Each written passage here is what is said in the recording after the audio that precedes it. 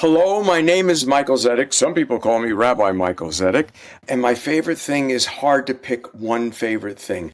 But if I'm reduced to it, aside from my wife, it's got to be chocolate. Welcome to the Finding Favorites podcast, where we explore your favorite things without using an algorithm. Here's your host, Leah Jones. Hello and welcome to Finding Favorites. I'm your host, Leah Jones. This is the podcast where we learn about people's favorite things and get recommendations without using an algorithm. I cannot tell you how excited I am for today's guest. He is the Rabbi Emeritus of my synagogue. He is the clergy who supervised my conversion to Judaism, and that I tricked him into scheduling an hour for a one-on-one talk delights me to no end. I am so pleased to welcome author of the book, Taking Miracles Seriously, A Journey to Everyday Spirituality, Rabbi Michael Zedek. And I'm delighted that you think you tricked me, because among my favorite things is to make people think they tricked me into making my trick happen, which is shamelessly, the notion of saying, ooh, I have a book. Leo Durante, what was Durante? Was his Leo Durante? Was that his name? The comedian, long before your time. One day I read a book. It was sensational. One day I wrote a book. And lo and behold, exciting from my perspective, it's actually in its second printing, which suggests that the first printing is out there somewhere, people probably using it as a bookmark. It's not so slight that people are using it for a bookmark, but it came out, it was published for the first time last year, right after High Holy Days. Right. Second printing is coming up. Tell me about the process of writing this book. Now, as someone who has been a longtime congregant and friend, I'll tell you how I always felt going into High Holy Day services when I regularly attended Shabbat was that if people would just come to Shabbat, like High Holy Days is not new news from you. Yeah. And I feel like if people have had the opportunity to attend Shabbat with you when they read this book, it's comforting if they know you, but if they don't know you, it's the opportunity to experience what it is like to regularly go to your Shabbat services. Well, first of all, thank you. Second, you remind me of a dear friend with whom I had coffee this week, renewing a friendship, because as you know, we don't live in Chicago any longer. We moved back to Kansas City, where I began my rabbinical career.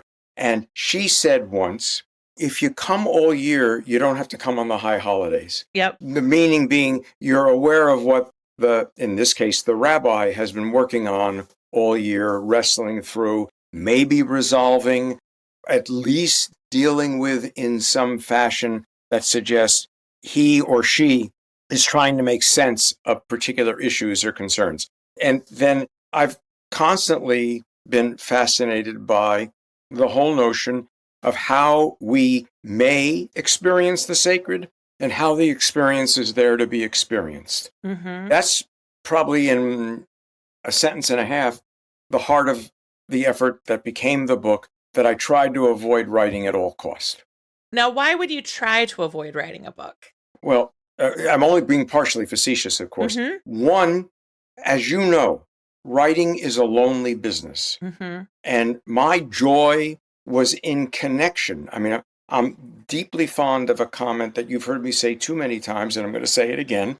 This is the 101st anniversary of Martin Buber's publication of I and Thou. If he were alive today, he'd say it the way I'm going to say it. He was, before we had a sensitivity to gender and language. Yeah. He would have said, we become what we are, children of God, by becoming what we are, brothers and sisters of each other.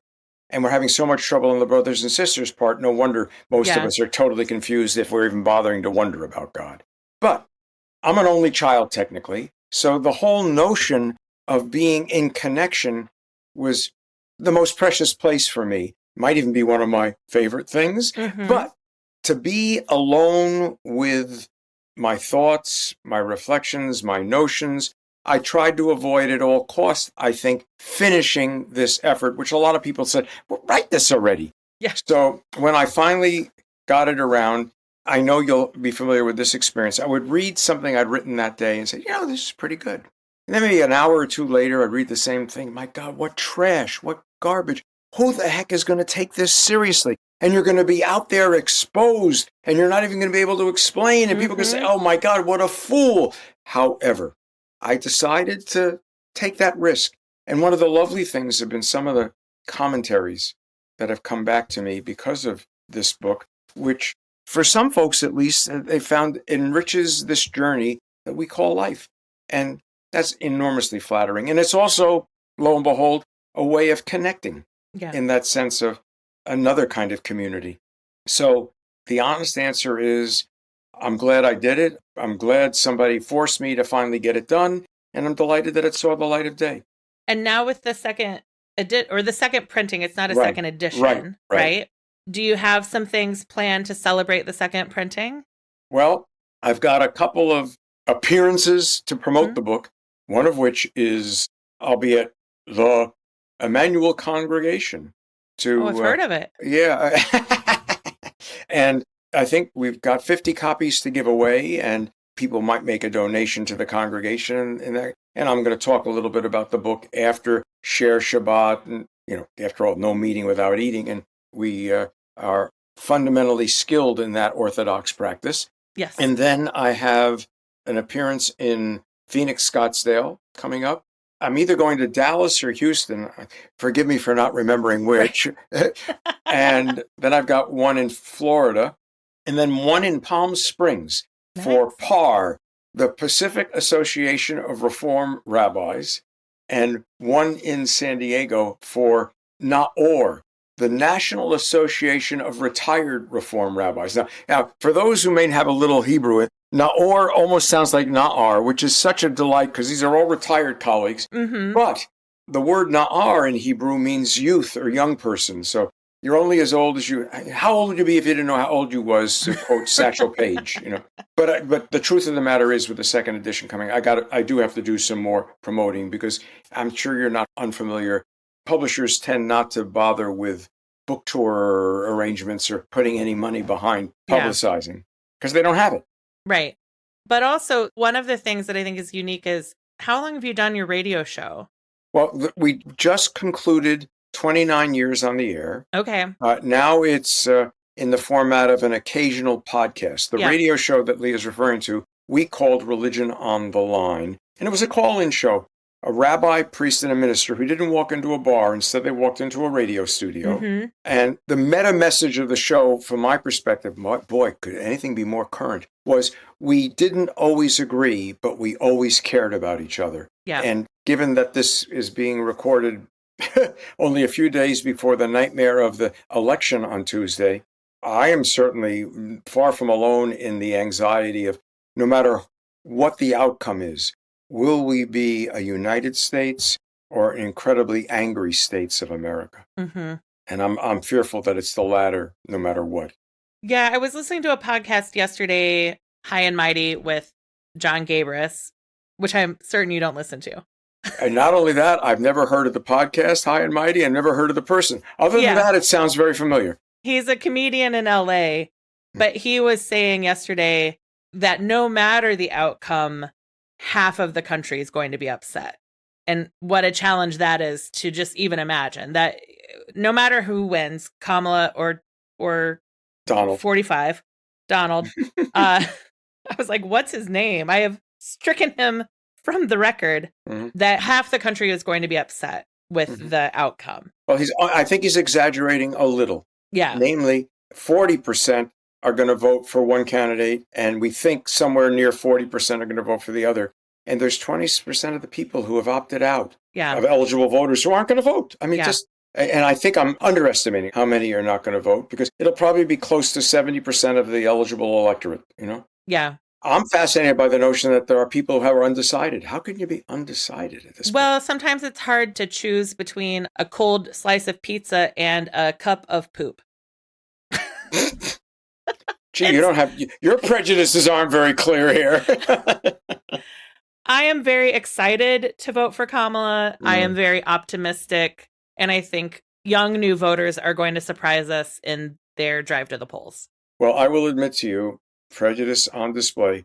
I do not understand how it could not simply be a landslide for the non-Donald Trump candidate. Yeah. But it is, so it sets this recording in time. We're recording this in a time of high anxiety. But one of the things I wanted to say about the book and Religion on the Line is that while you have a lot of things set up with synagogues, you are also comfortable in other faith communities sharing this book and speaking with them. Oh, in fact, one of the most delightful, extraordinary experiences was a Catholic church in the greater Kansas City area bought 600 copies for their members. Wow. And it was the book for the church for the year. And I did a bunch of podcasts with them and did a summary thing. I was stunned, delighted, because the truth of the matter is that spirituality does not have a denomination. Mm-hmm. It has vocabularies that different communities use Yeah. to express it. Well, that's quite a brilliant comment. I hope I remember that someday. It'll be written down. I'll even give you a transcript. Okay, so the book, Taking Miracles Seriously, is available. People can get it on Amazon. They can get it through Bookshop. They get it through their independent booksellers. I hope so. It's, it may be older in that regard in terms of booksellers nowadays. So I know it's on Amazon, and I know it's on barnesandnoble.com, and I know it's in Indigo bookstores. So if you're in Canada, go to Indigo bookstores. Outstanding. And it's going into a second printing, and we want enough people to buy it that it goes into a third. Absolutely. My goodness gracious. What logical thing. By the way, a small footnote about the book. It might allow us to get through the anxiety of anxiety because it suggests that everybody knows when the extraordinary is happening. It's that the ordinary is also extraordinary and how to recognize it. Because if we could take the ordinary for granted less, our lives would be more filled with life. No matter what the outcome of elections or that job we wanted or that dream date, if we took the ordinary for granted less, our lives would be more filled with life for whatever amount of time is our portion. Yes. Amen. Okay. Agreed. I'm like, and that concludes today's podcast. It doesn't. Yeah. I mean, that is probably the subject of one of the first sermons I ever heard you give, which was when I started coming to synagogue, you would often say that Judaism makes the ho-hum the aha. Ah, yeah. That my full cliche on that. Thank you. Is the aha is incredible, but everybody knows the aha is incredible. It's that the ho-hum is also aha. Yeah. I actually said that in a sermon, huh? Yeah. Wow. It locked and loaded for me. Maybe you said it in the Intro to Judaism class. I don't remember. I remember that you say it. It happens to be a wonderfully brief way of capturing the value added of ritual, and in this case, Jewish ritual. Well, as I mentioned before we started recording, and as I say on every podcast, the book is what brought us together today. Yes. But we're also here to talk about some of your favorite things. Aha. So where are we going to start, Rabbi Zedek? What's one of your favorite things? These are a few of my favorite things. How often does your guest drop into that? That is, I think, the first time. Oh, I'm flattered. It's a Shehechianu moment. Yes. In fact, the first thing that pops into mind when I say that is a story that's told in the book. Oh, is he shameless, isn't he? Shameless. Yeah, and my here's a movie I'm promoting, Johnny Carson. Namely, I used to study once a week with a wonderful retired rabbi who at the time was blind, so I would read to him. And as you may recall this story, after we were done studying, then the real learning began. He said to me, Michael, when do you say the Shehechianu prayer? When you're doing something the first time or the first time in season? And to shorthand this, he said to me, wrong. He said, what do you mean wrong? That's the right answer. He said, Michael, when are you not doing something for the first time? So in effect, what I like to, one of my favorite things is recognizing that I can't get through one Shehechianu before it's time for the next one and the next one and the next one. Because every moment is loaded with a burning bush if I could just pay attention. Sometimes I actually do. I do ignore some of them, I'll admit that. But so that's one of my favorite things, is that there are burning bushes scattered randomly through every day. Second, of course, is chocolate. Leah, I'm sure I have a dream life because all of us do, right? Yeah. But I very rarely remember my dreams after the moment of waking up. Now, I do have the peculiar ability, if I don't like the way a dream is going, I'll re-dream it so I get a nicer ending. But That's nice. yeah, I agree. It truly marks me as something. And I remember this dream vividly. I was reading the New England Journal of Medicine. I do not get the New England Journal of Medicine. At the time, I had never seen knowingly a copy of the New England Journal of Medicine. The front page article was The Health Benefits of Chocolate. Mm-hmm. This was at least 10 years before the New England Journal of Medicine wrote an article on its front page about the health benefits of chocolate. So it's a health food. I mean, Yeah. clearly, and the darker the better. So that's number 2. Number 3 is the exquisite, amazing ability, the luxury of the professional life that I had and the life that I continue to rejoice in, that every day in my life someone touches my heart. Mm. That to me is a beyond words enormous privilege. By the way, I think it's why a lot of clergy get into trouble. It's so addictive, it's so exciting that you keep on seeking more and more and more of it. And sometimes if you don't have a good sense of boundaries, you cross boundaries. Yeah. 4th, at the top of any list, is the fact that there's this woman in my life who makes me rich because she loves me. Mm-hmm. She knows the brokenness, the flawed places, the parts that I try to hide from the world, and she knows all that. And even with that, not despite that, even with that, she loves me. Now, I love a lot of people. I know you're in that category as well. But my God, to be loved by someone, that's a miracle. It really, a miracle. Now, let's see. I love a good book so much so that when I'm getting near the end of a book, I slow down and slow down and slow down because I'm not sure when the next good book is going to come that I Mm-hmm. want to, Do you have that experience at all? No, when I'm reading and I'm really engaged, I speed through it because I want to experience all of it. Mm-hmm. But that makes me think of Billy Crystal in When Harry Met Sally. His character reads the last page of any book before he starts it. Oh, really? I don't remember that about him. Yeah. You probably haven't watched When Harry Met Sally 50 plus times. I'm guessing you have spent your time doing other more meaningful things than me. Oh, well, if you promise not to tell anybody, one of the things that drives Karen, my girlfriend, wife, crazy is and it's on often, if some station is carrying The Godfather, I will watch snippets. Yeah. I haven't seen the whole movie in ages, not the least of the reason being because I don't have that time to set aside. But it's so brilliantly done. Yeah. And it's such a remarkable reflection of aspects of what America is that I get something from it. Karen can't comprehend why. I mean, I probably got the script somewhat memorized, not quite as much as Casablanca. Yeah. Gambling in Rick's Place. I mean, but I do to get lost in a good movie. Yeah. Is wondrous and wonderful.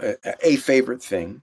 When I saw The Godfather for the first time, it's probably 2001, one of the brief windows when I actually had cable. And AMC had recut the Godfather trilogy into chronological order. Oh, you mean they didn't have the back and forth even in the Godfather 2? No, so it started with him in Sicily with his first wife, right? Like, so the first time I saw The Godfather as it was written was like 2 or 3 years later. So I had only seen it in chronological order, and it was like a marathon weekend. And every time I turned on the TV, it was more of the Godfather trilogy.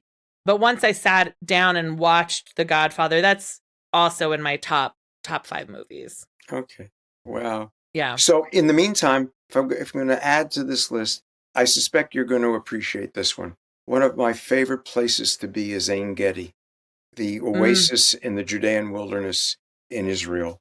In the midst of this empty landscape, dark browns and only, there's this exquisite waterfall-laden oasis. Mm-hmm. It has a history that I connect to because of the biblical tradition. And it has a marvel of modernity in that there's a kibbutz there and a guest house. And it's just verdant in the midst of nothing. And if you stand on Masada and look to the north, there's endless emptiness, and then there's this green spot that you see. And I remember my first encounter. They're called the wild goats of Engedi. They're Ibexes, but they've been isolated there because there's nowhere else they can go. Right. And all of a sudden, oh, wow, look at you. You could be a beautiful shofar. Well, self-evidently, to play with a grandchild is a great joy for a grandfather. And breathing in and breathing out is one of my favorite activities.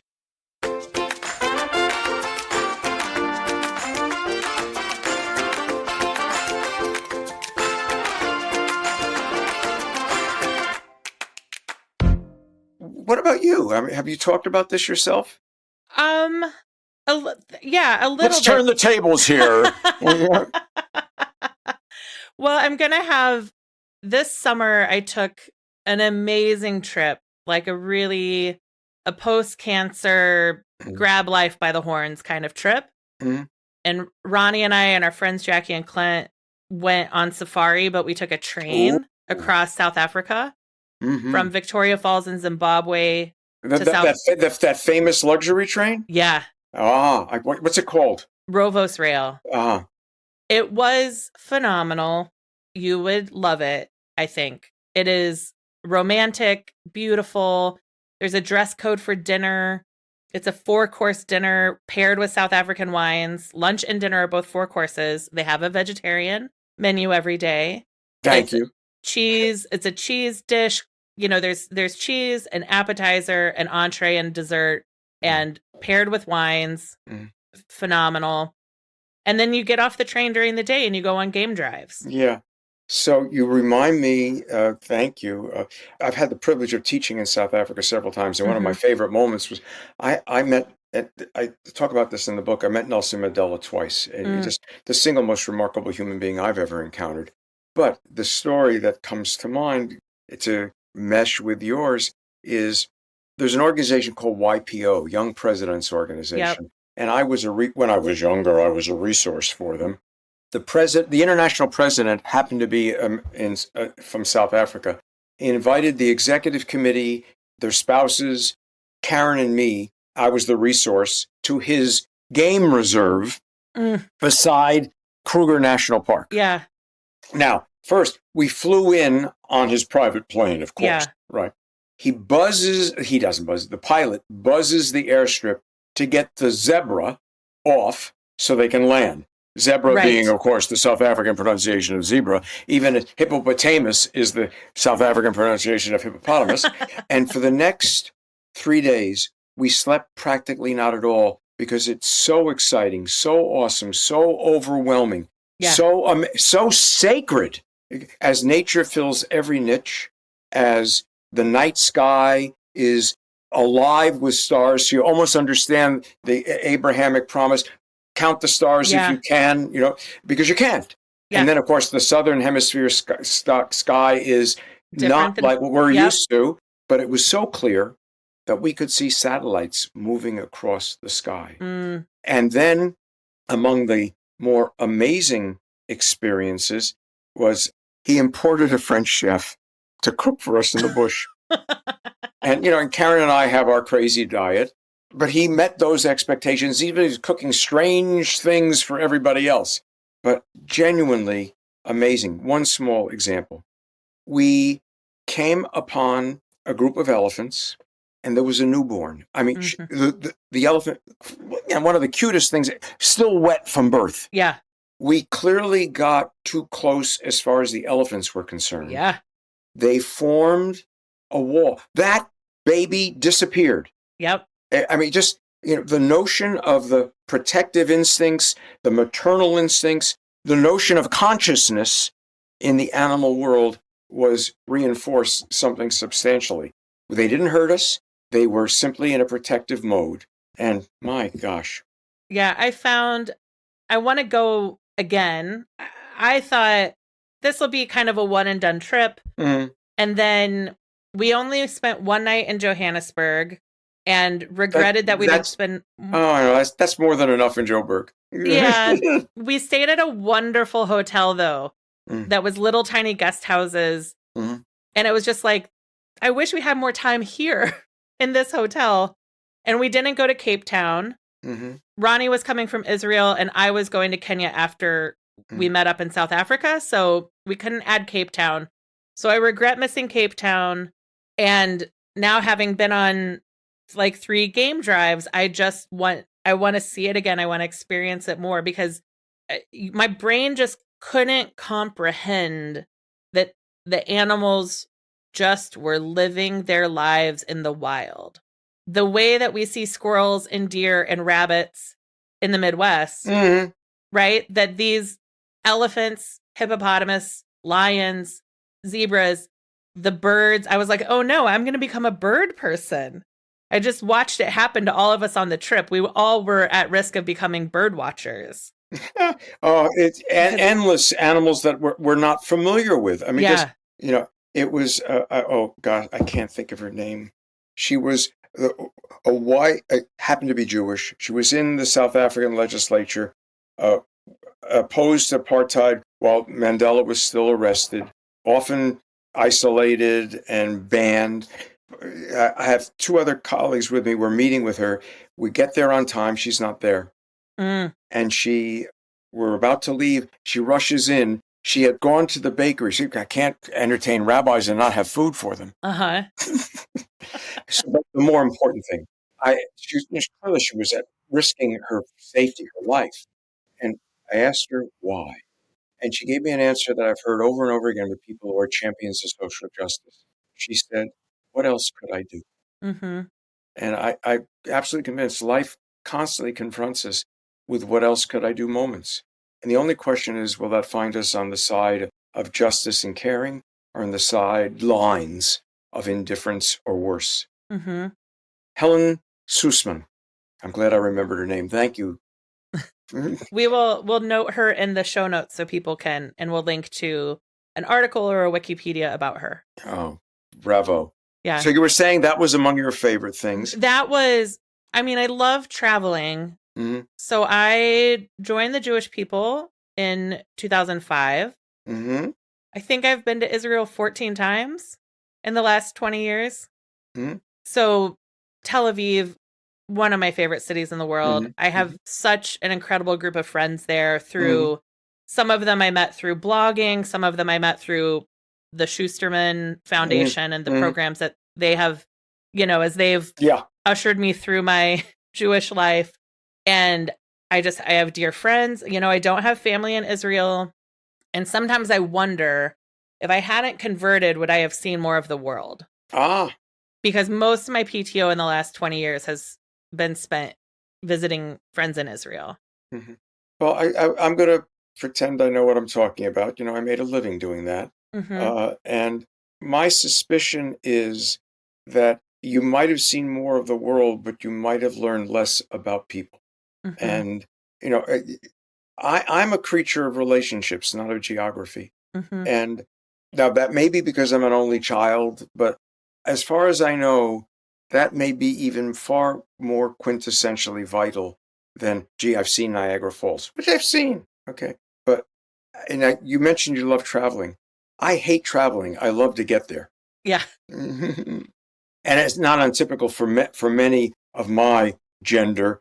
There's the anxiety of, if I don't know the language especially, will I be lost? Will I be understood? And it's always a misplaced anxiety, Yeah.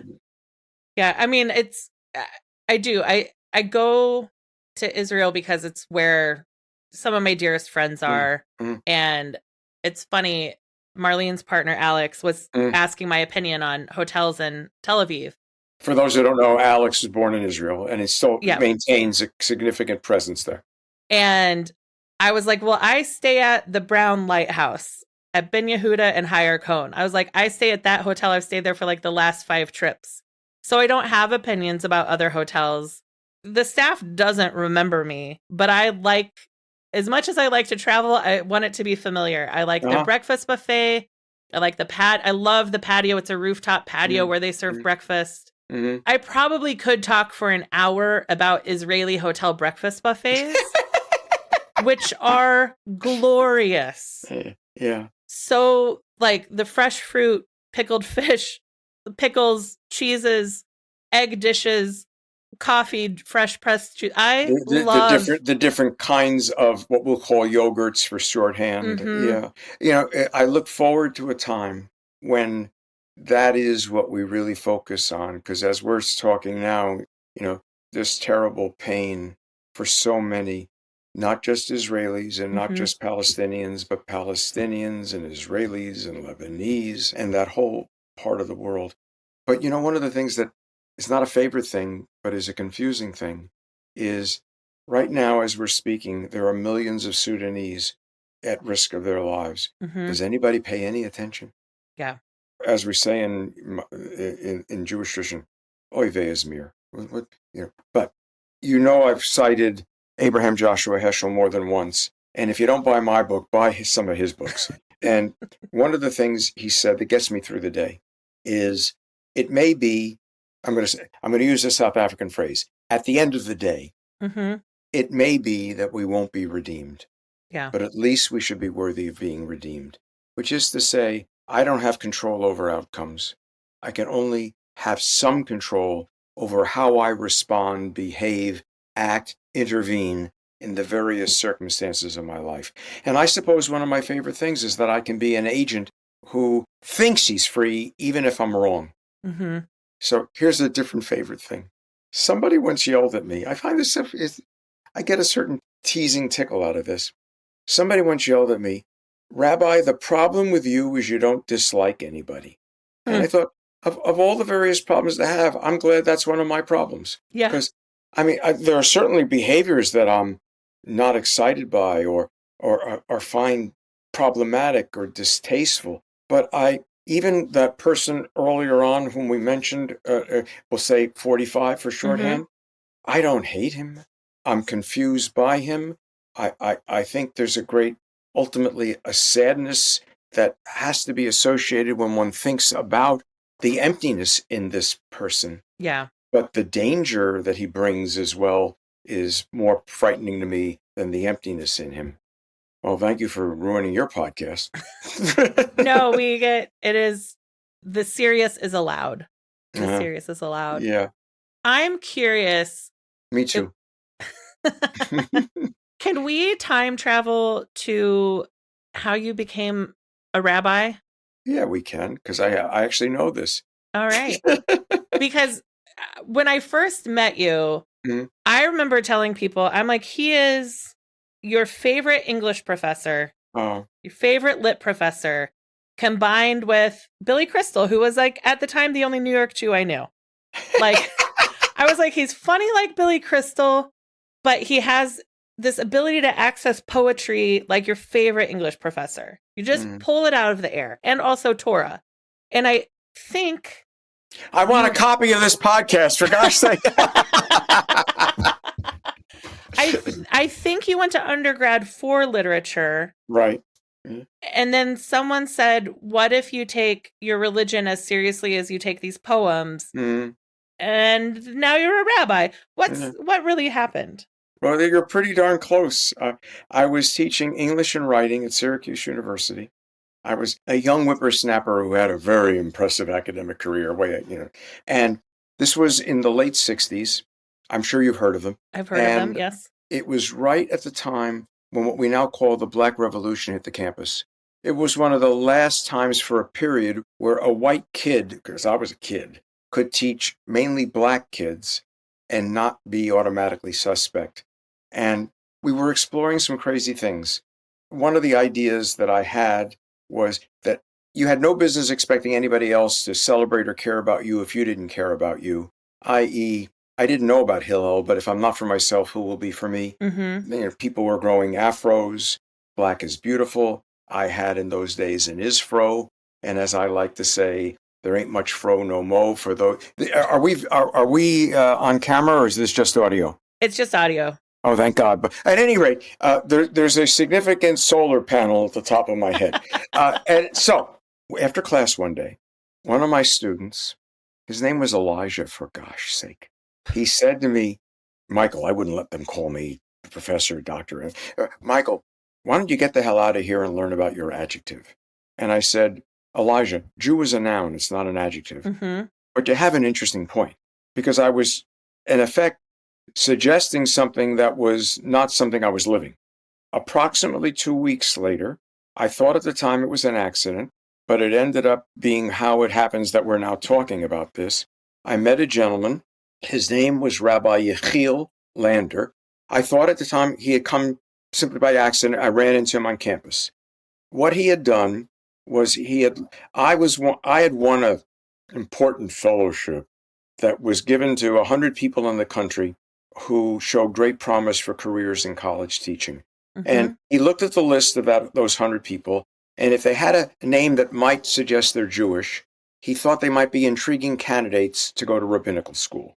Wow. Now, my last name's Hebrew, so it's not unlikely that I'm Jewish. Yeah. And he wasn't just simply altruistic, because the school wouldn't have to offer scholarship. The school would get paid full tuition, et cetera, et cetera.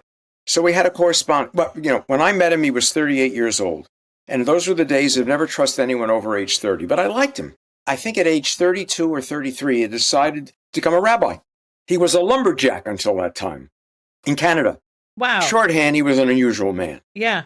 We had a correspondence in which at one point why don't you come to the school? And he made a wager with me, which is how we're talking. He said, Michael, on the one hand, there's 4,000 years of the Jewish story on which people were willing to put their lives on the line for the story to continue.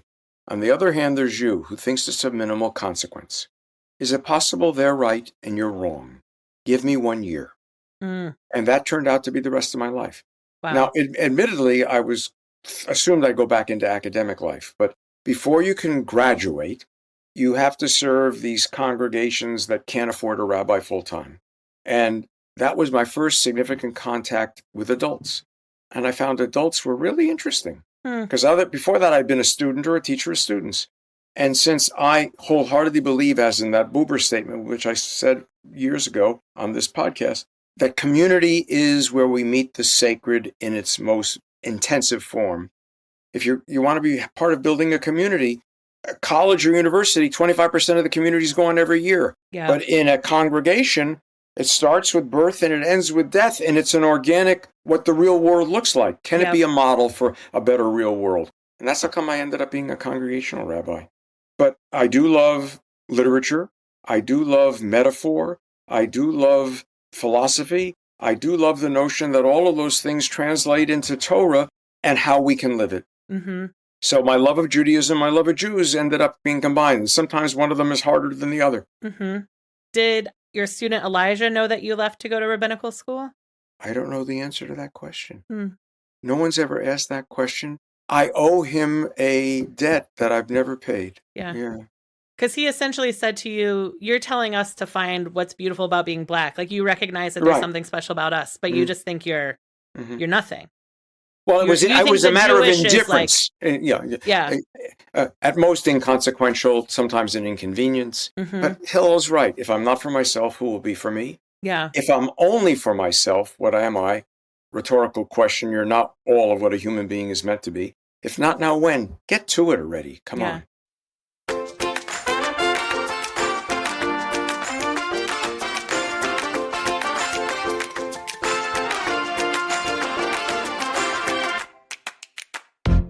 Did you go to HUC in Cincinnati or New York? First of all, I did not know that we had a campus in New York, which we do. Yeah. But it's fortunate that I didn't. Yeah. Because New York would have served endlessly distracting, wonderful opportunities and lots of hustle. And the students in New York do have to hustle. But in Cincinnati, I had the chance of really plunging in to learning and to scholarship. And I also spent time in Jerusalem. So theoretically, I'm a graduate of the Cincinnati campus of the Hebrew Union College, Jewish Institute of Religion, Cincinnati, Los Angeles, New York, and Jerusalem. Yeah. And I played football for the team, and that's where they recruited me.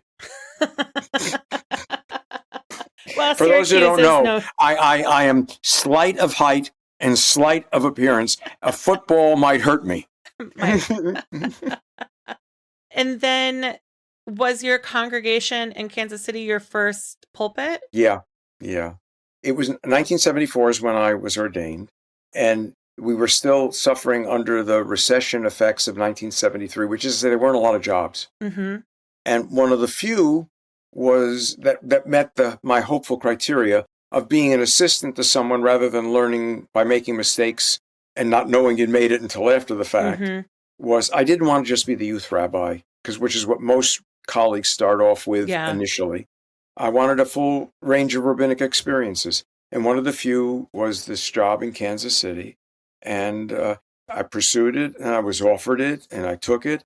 And a year later, through a series of somewhat unfortunate circumstances on the part of my predecessor, I ended up being the senior rabbi of what was then a 1,400 family congregation. And with a lot of people's help, we grew it to 1,900 families. And in 2000, I retired for the first time. Yeah.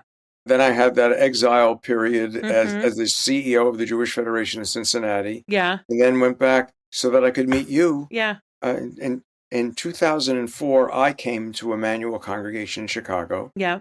And you were there fairly soon thereafter. Christmas Eve 2004 is when we met. So 20 years is coming up. Yeah. But there were no chestnuts roasting on the open fire. Mm-mm.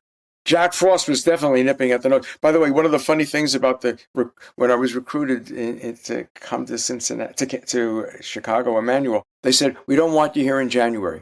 So January, I left. I came back. The lake was gone. It was solid. Mm-hmm. I said, what did you do to my lake? It'll be back. I promise. It'll be back. And one of the ways we were able to recruit you is that our rabbi emeritus at the time, Rabbi Herman Schallman, who was truly a lion of the Reform movement, but also like our congregational rabbi who came in and out of retirement to support the congregation. How well did you know him? Was he a figure you wanted to get to know better, or was he already a friend when you came to Chicago? He was an acquaintance whom I understood as one of the giants of his generation. Mm-hmm. And he's nonchalantly referred to as one of the Gang of Five, which were 5 German Jewish rabbinical students rescued pre-Holocaust, who quite literally changed the face of liberal Judaism in America. And my predecessor had retired because he said the congregation has no future. And he didn't retire. He left. He took a pulpit in Dayton, which is a city that has no future. And I'm not telling tales out of school. I once said to him, David, had you stayed, it would have been a self-fulfilling prophecy. But Rabbi Herman Schallman filled the interim. Yep. And then I came, and altruistically, I wanted to see if I could give him the benefit, because he was so invested in the congregation. It was a metaphorical child to him. Yeah. That he wouldn't have to watch it die. Yep. And selfishly, as you know, my father died when I was 18. So I never got a chance to be an adult with my dad. Yeah. So for me, it was a love affair. And I think immodestly for him, it was the same. I've gotten reports from the family about him being so grateful for our relationship. And I'm to this day grateful that I got to be part of his life and give him his congregation back, because my predecessors were frightened of him because he was so skilled and so brilliant. One of the things, I'm saying this tongue in cheek, one of the things people used to hate about him was he would give a sermon without a note and without an or an or no hesitation. It was awful. Embarrassing. Truly, I don't think people can, if you didn't experience his sermons in person, it is impossible to understand his ability, his extemporaneous ability to, I know he came in prepared. Yes. And he had themes and he had things he wanted to talk about, but he didn't write and memorize. He was just such a skilled extemporaneous speaker, communicator. And, part of that is just his brilliance. But part of that is also, are you a fan of Joseph Conrad? The English novelist, Heart of Darkness and whatnot. English was his 3rd or 4th language. And there's something that happens when you learn a language later in terms of either an intoxication with it or an inability to master it. Yeah. And if you master it, there's something that you or I just are too nonchalant about to not know, oh, there's the perfect word, as Yeah. opposed to it's just a word, Yeah. Yeah, it was. And you gave him 20 more years with his congregation. He passed away as a centenarian. Mm-hmm. I think 101. Yeah. he and his wonderful wife, Lotta, who passed within, I think, 18 days of each other. Yeah. She died, and 18 days later, he died. Yeah. Yeah. By the way, one of the reasons why I'm going to be back in Chicago is not just for the Share Shabbat and talk about the book and have 50 copies that people are welcome to get at no cost, but a donation would be appreciated to the congregation, is that afternoon, the park across the street, which is called Interfaith Park now, its official name, will be dedicated in their honor, memory. Yeah. And there is a marker in there with their a stone version of their picture and their dedication. Because one of the things, he was a bridge builder par excellence, and he opened doors that had been closed. In fact, here's a small footnote that I think you know. When Cardinal Bernardin, one of the princes of the Catholic Church, died, and before his death, people often thought he might have been the first American to become Pope. He was so exquisite a character. Rabbi Shalman and Cardinal Bernardin were very close friends, soulmates.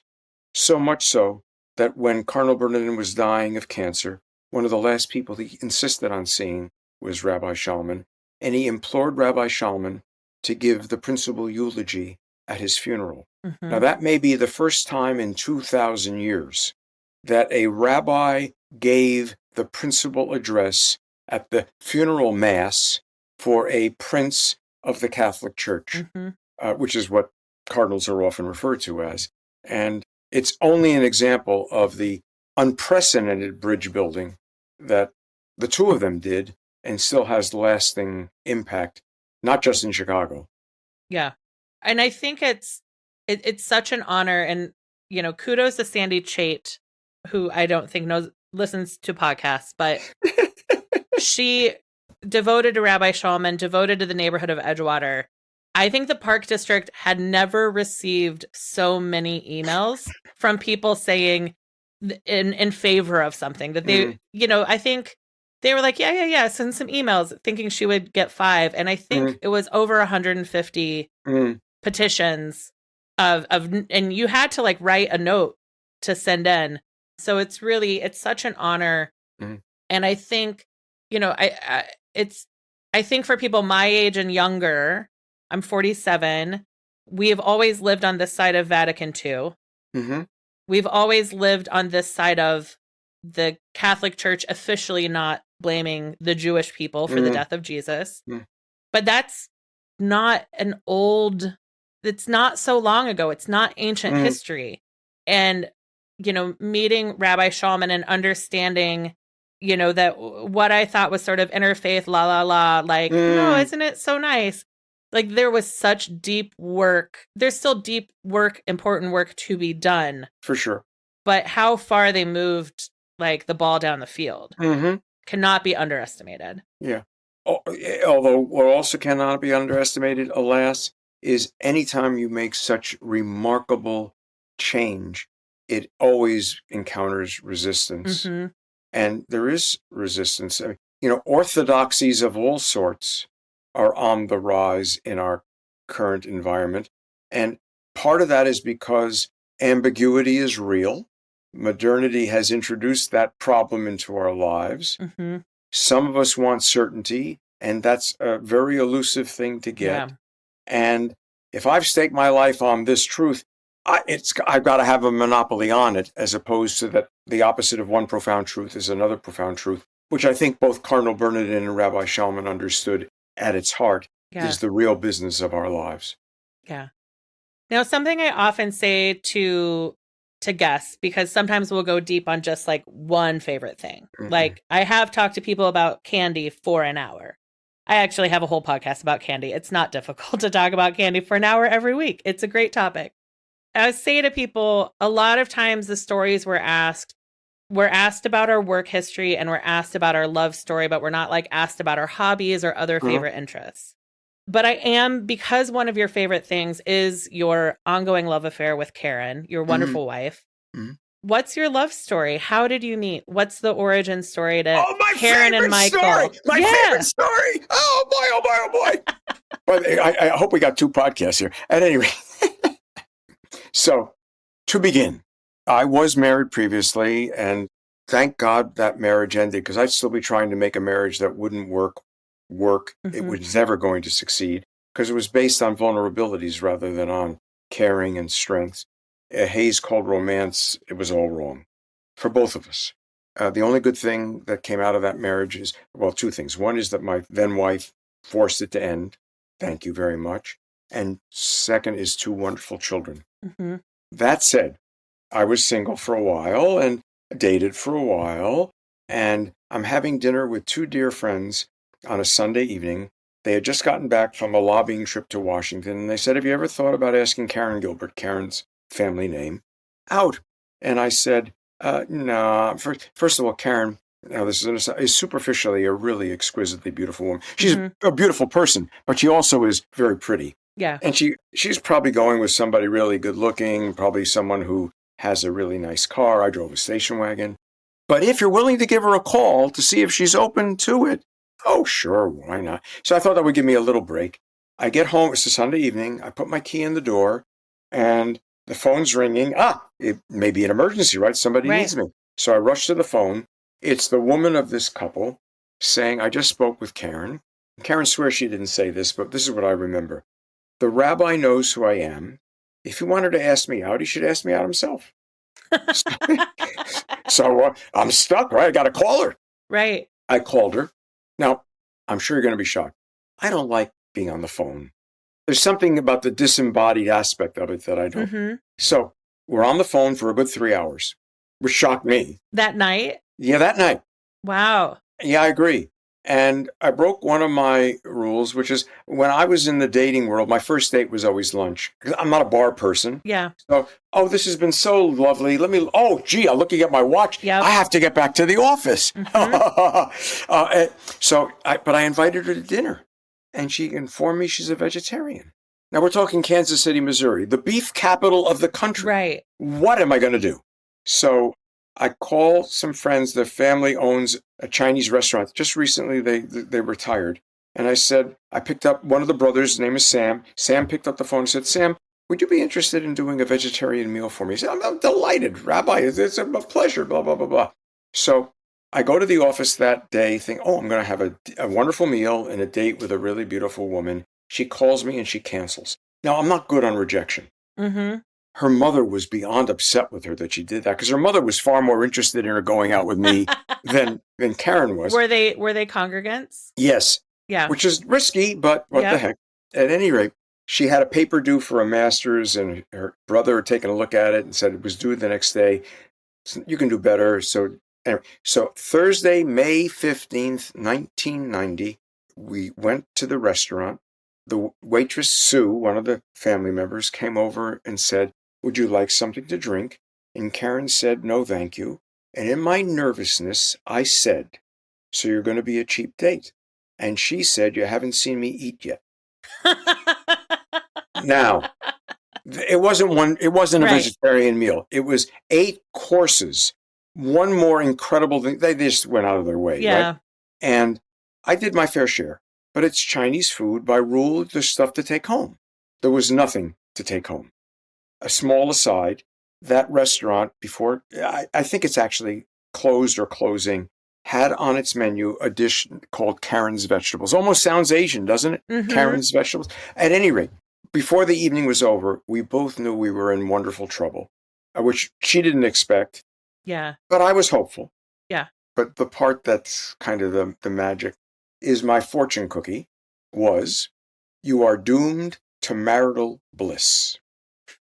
Now, I saved that, and on Hanukkah of that year, when I proposed to her, there wasn't a ring in the box. There was that phrase in the box. She still carries it in her wallet.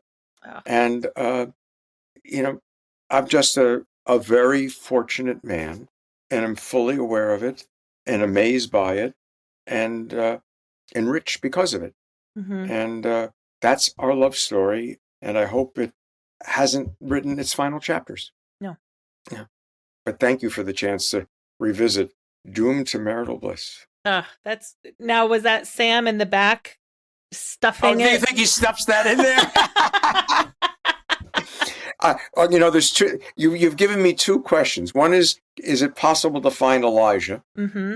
And second, should I ask Sam if that was an intentional cookie thing? I'm hoping not, because the lucky numbers were not my lucky numbers. I'm kidding. You've been playing the lottery ever since you won in the heart. You've been trying to win in the budget, and it is what it is.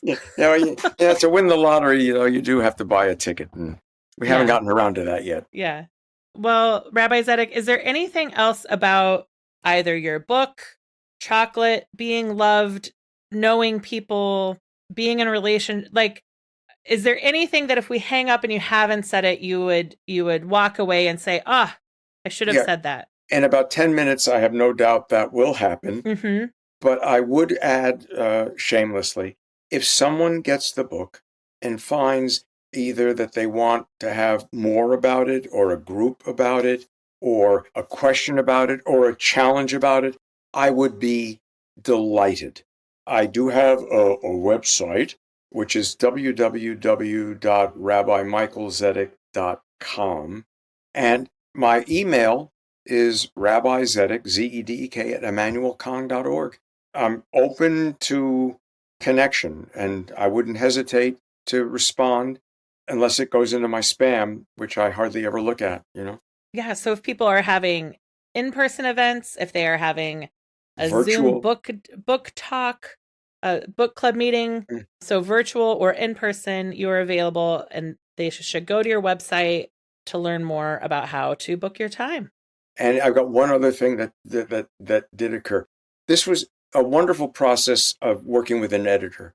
For me, the language was utterly familiar. My editor knew nothing about the world of religion, so it was an exquisite opportunity to clarify that which was obvious to me but wasn't obvious, right?